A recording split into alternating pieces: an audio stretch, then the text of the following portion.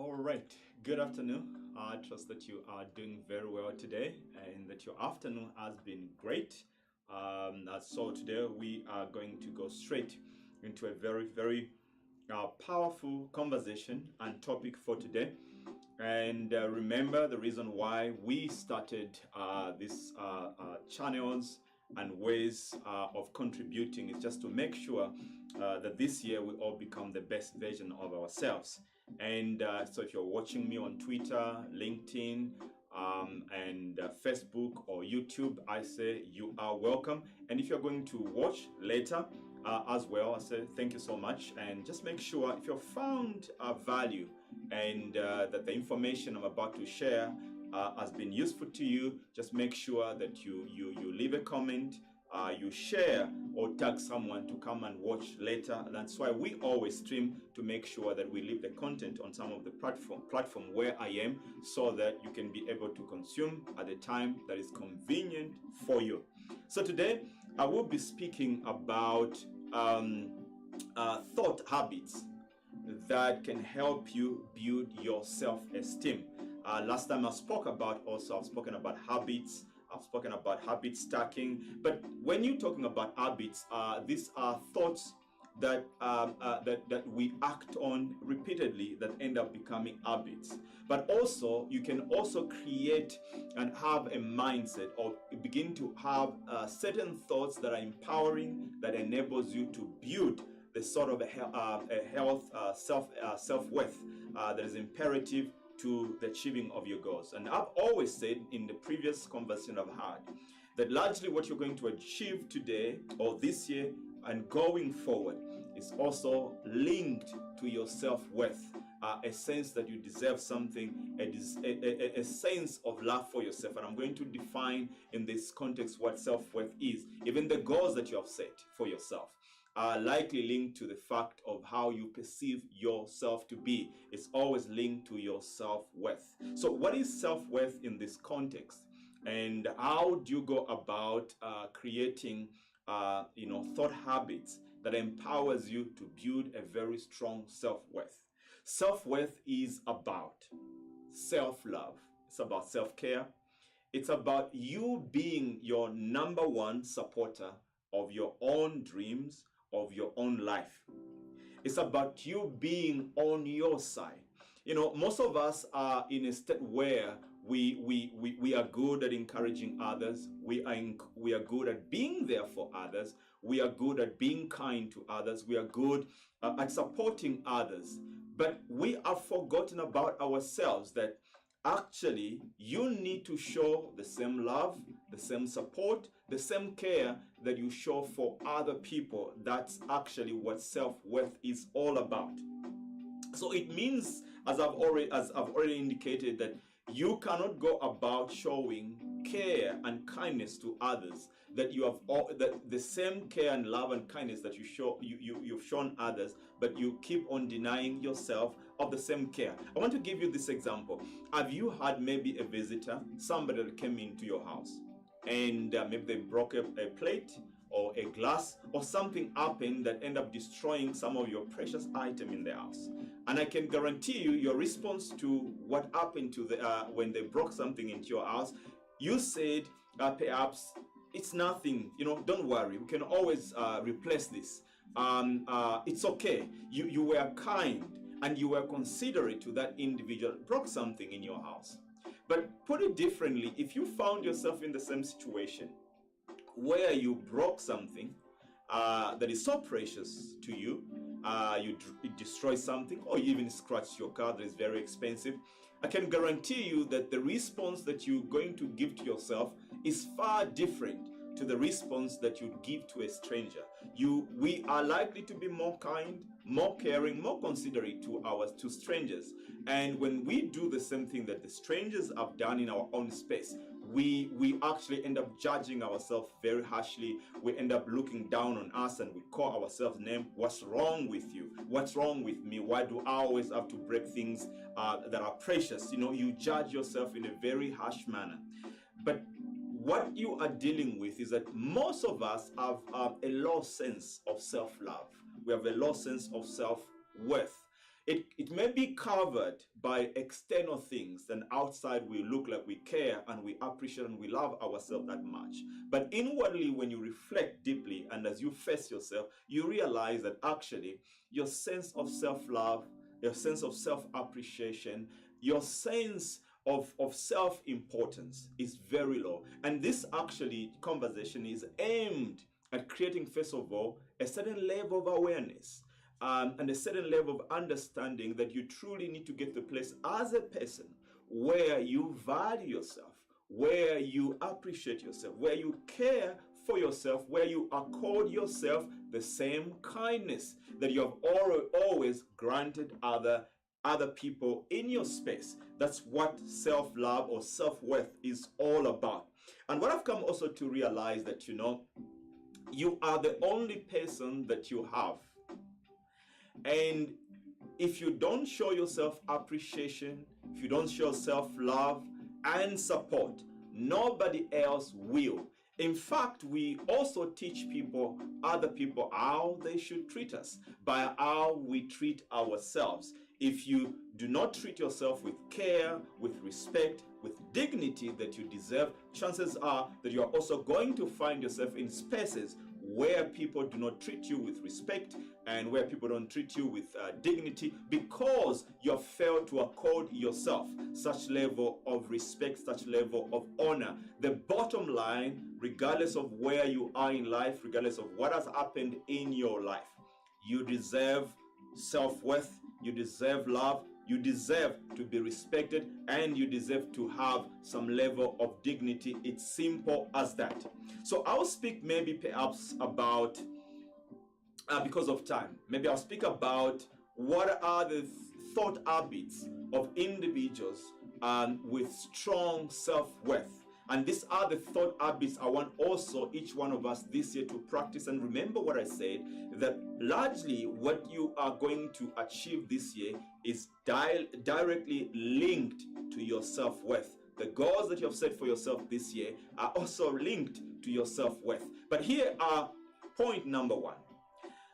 No matter what you have done, or no matter what has happened to you, and I spoke about this yesterday when I was talking about, I can't remember what I was speaking about yesterday actually. But anyway, I just remember the point. But I was speaking about shame yesterday. But here is the point. No matter what you have done, no matter where you have been, no matter what has happened to you, you have to practice and you have to keep on speaking to yourself that you are still worthy of love.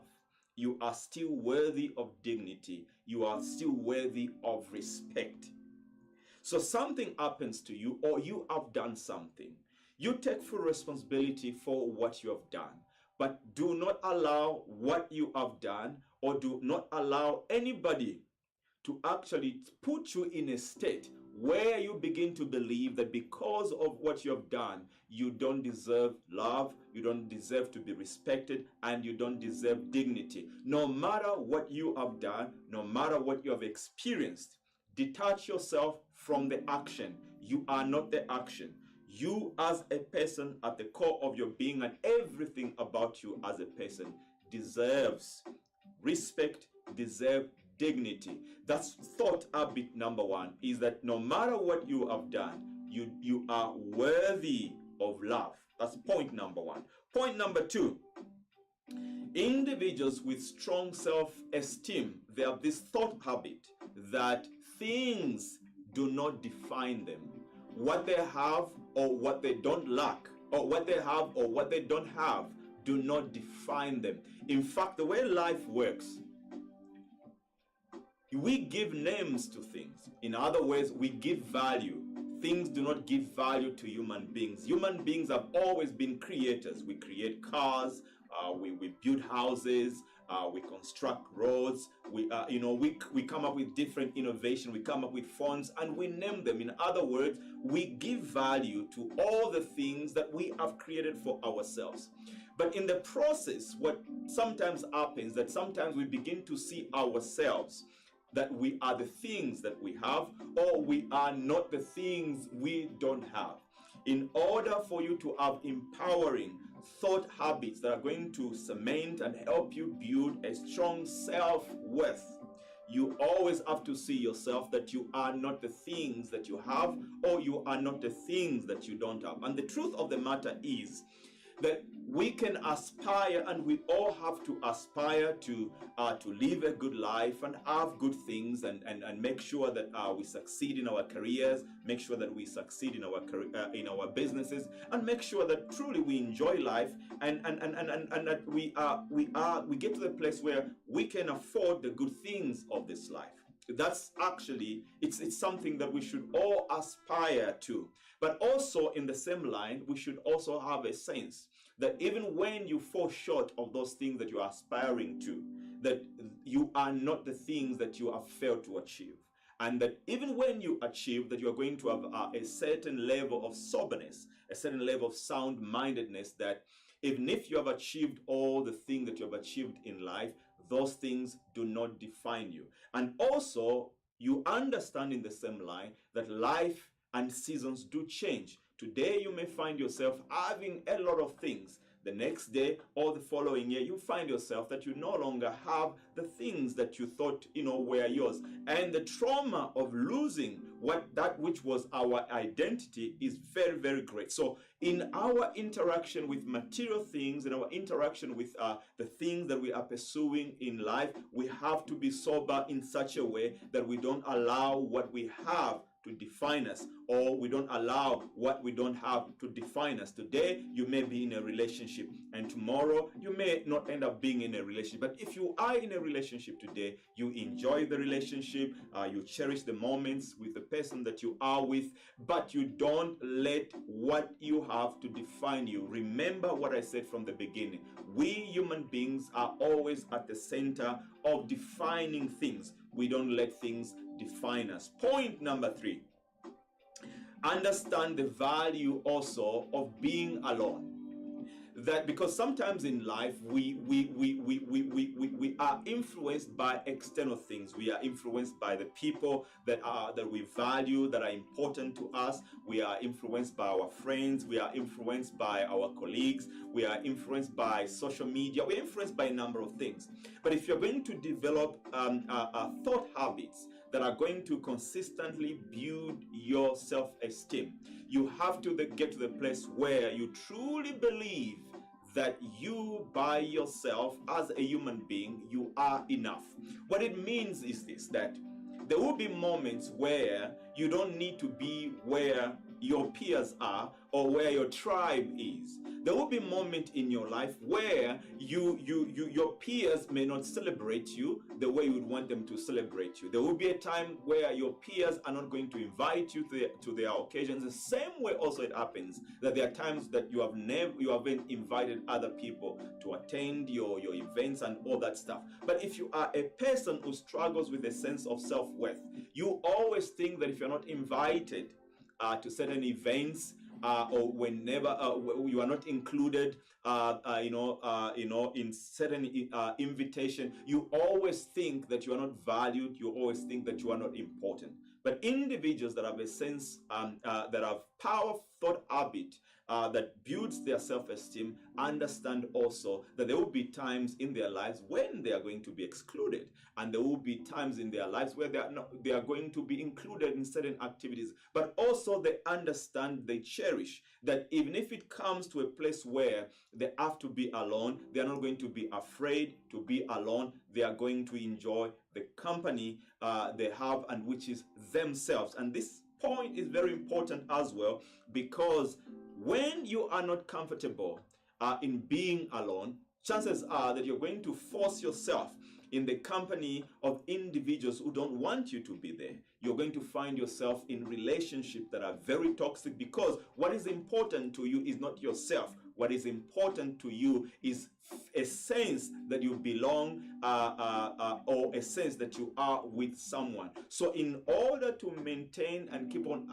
building your self-worth, you have to get to a place where you acknowledge in your mind that it's okay to be alone. And if time comes that the time comes and that time calls you to be alone, it's okay. for you to be alone, because that's what life is all about. Point number 3, I think point number 4, I want to rush very quickly. I don't want to waste much of your time, and I hope that you are getting value out of this. Point number 4, individuals with strong self-worth that keeps on growing also in their self-worth is that they have a sense of purpose. They understand that they are not here on the face of the earth by some random occurrences. They understand that they are here on the face of the earth for a reason and a purpose. And I like what Miles Monroe once said. He said, where purpose is unknown, abuse is inevitable. And added to the idea of abuse being inevitable is that whenever we get to a place where we have a sense that we are worthless, that we are nothing, we are going to end up in places where we are abused. We are going to end up in places where we actually end up abusing ourselves because we don't value ourselves. But when you are an individual that has a sense of purpose, there is a way that you live your life, there's a way that you make decisions. You can make mistakes, but there's this awareness that there is value to your life and that you are here for a reason and a purpose. That purpose may not be clear, that purpose may not be, you may not be fully be walking into the purpose or the why you are here on the face of the earth, but you have this awareness that there is something to your life beyond what meets the eyes. And that sense of purpose, what it does, it brings a sense of centeredness, a sense of establishment, a sense of direction, and a sense of self-value, because you understand that you are here for a purpose. There is some level of usefulness to your existence here on the face of the earth. And out of that, you know that you deserve respect, you deserve honor, you deserve to care for yourself, and that you have a place here on the face of the earth because you are here not by chances, but you are here because it has been orchestrated for you to be here on the face of the earth. Point number 5, I think. Yes, it's point number 5, excuse me. Individuals also who have the thought pattern or habit of self-worth, also they see themselves in others. This is a very deep point, and I don't want to dwell much on it, but the point here is this, that you have the same respect for others, that you have accorded yourself. And when people are struggling and they are making mistakes and their lives are not going well, you are seeing also yourself in them, because you are saying the same struggles they have, I do have the same struggle. I'm not perfect. But individuals with a low self-esteem, what they do when they see others struggling and going through difficult things, they want to exploit the situation that other people are going through, because they want to look good, they want to look perfect at the expense of demeaning other individuals. But individuals with powerful thought habits that build their self-esteem, they see themselves in others, and when others are struggling, they don't want to take advantage of the struggle of other individuals so that they can look like they're doing very well. In the same line, when they see others succeeding, they don't become envious. But what they do also, they see that if the other people can do well, can succeed, I also do have what it takes to actually make my dreams come to pass. Last point, and we will conclude, is that they choose the words they speak to themselves. If you're going to build thought habits that are going to help you cement and establish a high self-worth, you have to choose what you speak to yourself. I've always encouraged people, never insult yourself into success. It doesn't work that way. If you have set your goal and you've failed over and over, don't call yourself you are such a failure, you are just a stupid person, you cannot amount to anything. Insulting yourself is not the motivation that you need for you to achieve your dreams. Punishing yourself by using very strong words against yourself is not the source of motivation that will actually end up that will empower you to achieve your dreams and to achieve your goals. Negative self-talk undermines your self-worth. when your self-worth is undermined, you become incapable and you are rendered powerless to such an extent that you are going to be unable to achieve your goals. You are going to actually fulfill that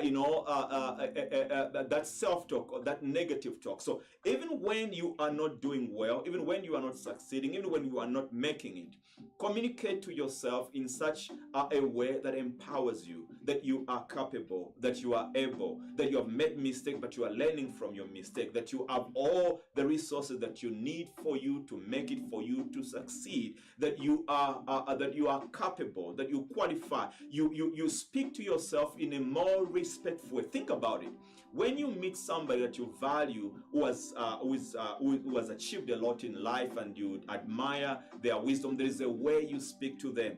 I want you to accord yourself the same respect, the same dignity of speaking to yourself in a way that honors your dignity, that honors your aspiration. Even when you have made mistakes, even when you have failed, you take lessons from your failures, but you speak to yourself in a way that inspires, in a way that encourages you, in a way that motivates you to become the best version of yourself. I hope you have enjoyed this conversation for today. I'm wishing you all the best for 2022 and the years to come. And it's truly my prayer and my desire that you are going to become the best version of yourself, and that you're going to achieve all your dreams with God's help. And if you need somebody to be with you, to be your somebody to support you, to coach you, mentor you, I'm here and I'm available to provide the necessary tools that you need for you to become the best version of yourself.